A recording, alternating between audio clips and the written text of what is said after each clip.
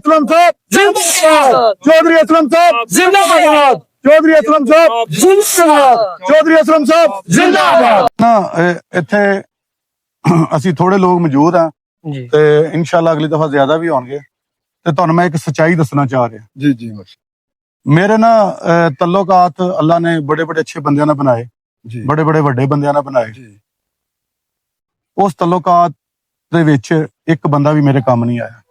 ਬਿਲਕੁਲ ਠੀਕ ਹੈ, ਹਾਂ ਕਿਸੇ ਦਾ ਕੋਈ ਕੰਮ ਸ਼ਮ ਕਰਾ ਦੇਣਾ, ਕੋਈ ਕੰਮ ਜਦੋਂ ਆਇਆ ਨਾ ਮੇਰਾ ਰੱਬ ਆਇਆ। ਅੱਲਾਹ ਦੀ ਤੇ ਅੱਲਾ ਨੇ ਇੱਕ ਬੰਦਾ ਇੱਕ ਐਸਾ, ਮੈਂ ਲੋਕਾਂ ਤੱਕ ਉਹਨਾਂ ਦਾ ਮੈਸੇਜ ਇੰਨਾ ਕੁ ਪਹੁੰਚਾਇਆ ਨਾ ਤੇ ਬੜੇ ਲੋਕ ਤਮੰਨਾ ਕਰਦੇ ਨੇ ਉਹਨਾਂ ਨਾਲ ਮਿਲਣ ਨੂੰ। ਇੱਕ ਵਕਤ ਆਏਗਾ ਮਿਲਾਵਾਂਗੇ।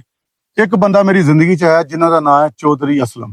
ਜੀ ਠੀਕ ਹੈ, ਮੈਂ ਆਪਣੀ ਫਕੀਰੀ ਦੀ ਜ਼ਿੰਦਗੀ ਇਹ ਜਿਹੜੀ ਅੱਜ ਜੋ ਕਾਮਯਾਬੀ ਮਿਲਦੀ ਪਈ ਹੈ ਨਾ, ਜੋ ਤਰੱਕੀ ਜੀ, ਜੋ ਕਾਮਯਾਬੀ ਜੋ ਚੀਜ਼ਾਂ ਆ ਰਹੀਆਂ ਨੇ, ਇਹਦੇ ਸਾਰੇ ਦੇ ਪਿੱਛੇ ਸਿਰਫ ਔਰ ਸਿਰਫ ਚੌਧਰੀ ਅਸਲਮ। ਅਸਲਮ ਸਾਹਿਬ ਚੌਧਰੀ ਅਸਲਮ ਸਾਹਿਬ ਇਸ ਕਰਕੇ ਨੇ ਕਿ ਉਹਨਾਂ ਨੇ, ਮੈਂ ਇੱਕ ਫਕੀਰੀ ਦੀ ਜ਼ਿੰਦਗੀ ਗੁਜ਼ਾਰ ਰਿਹਾ ਸੀ ਕਮਰੇ 'ਚ ਬੰਦ ਕਰਕੇ, ਜੀ ਬਿਲਕੁਲ ਨਾ ਕਿਸੇ ਨਾਲ ਮਿਲਦਾ ਸੀ ਨਾ ਕਿਤੇ ਜਾਂਦਾ ਸੀ। ਉਹ ਮੈਨੂੰ ਇੱਥੋਂ ਫੜ ਕੇ ਤੇ ਅਫਰੀਕਾ ਲੈ ਗਏ। ਠੀਕ ਹੈ, ਅਫਰੀਕਾ 'ਚ ਬੇਸ਼ੁਮਾਰ ਬੰਦੇ ਸ਼ਿਫਾ ਯਾਫਤਾ ਹੋਏ। माशा ਅੱਜ ਜਿੰਨੀ ਵੀ ਅੱਲਾ ਤੋਂ ਬਾਅਦ ਮੈਨੂੰ ਸਪੋਰਟ ਕੀਤੀ ਹੈ, ਹਾਂਜੀ ਮੇਰੇ ਬੈਕਅਪ ਦੇ ਪਿੱਛੇ, ਉਹ ਚੌਧਰੀ ਅਸਲਮ ਸਾਹਿਬ ਨੇ ਕੀਤੀ ਹੈ। माशा ਜੀ ਅੱਜ ਤੁਹਾਡੇ ਜਿੰਨੇ ਜ਼ਿਮੀਂਦਾਰ ਤੁਸੀਂ ਖੁਸ਼ਹਾਲੀ ਦੀ ਜ਼ਿੰਦਗੀ ਗੁਜ਼ਾਰ ਰਹੇ ਹੋ ਸਾਰਾ ਨਾ, ਅਗਰ ਉਹ ਮੈਨੂੰ ਨਾ ਲਾਂਦੇ ਜੀ ਤੇ ਮੈਂ ਨਾ ਇਹ ਰਿਸਰਚ ਮੁਕੰਮਲ ਕਰਨੀ ਸੀ ਤੇ ਨਾ ਮੈਂ ਤੁਹਾਡੇ ਤੱਕ ਆਣਾ ਸੀ। ਬਿਲਕੁਲ ਉਹਨਾਂ ਨੇ ਮੈਨੂੰ ਬੈਠੇ ਹੋਏ ਉਠਾਇਆ ਕਿ ਉਠੋ ਜੀ। ਤੇ ਤੁਹਾਡੀ ਜਿਹੜੀ ਹੈ ਨਾ ਜ਼ਰੂਰਤ ਹੈ ਪੂਰੀ ਪਾਕਿਸਤਾਨ ਨੂੰ, ਪੂਰੀ ਦੁਨੀਆ ਨੂੰ, ਬੇਸ਼ੱਕ ਤੁਹਾਡੇ ਜਿਹੇ ਬੰਦੇ ਨੂੰ। ਤੇ ਅੱਜ ਵੀ ਤੁਸੀਂ ਇੱਕ ਚੌਧਰੀ ਅਸਲਮ ਸਾਹਿਬ ਦੇ ਨਾਮ ਦਾ ਇੱਕ ਨਾਰਾ ਲਾਓ ਕਿ ਚੌਧਰੀ ਅਸਲਮ ਸਾਹਿਬ ਜ਼ਿੰਦਾਬਾਦ।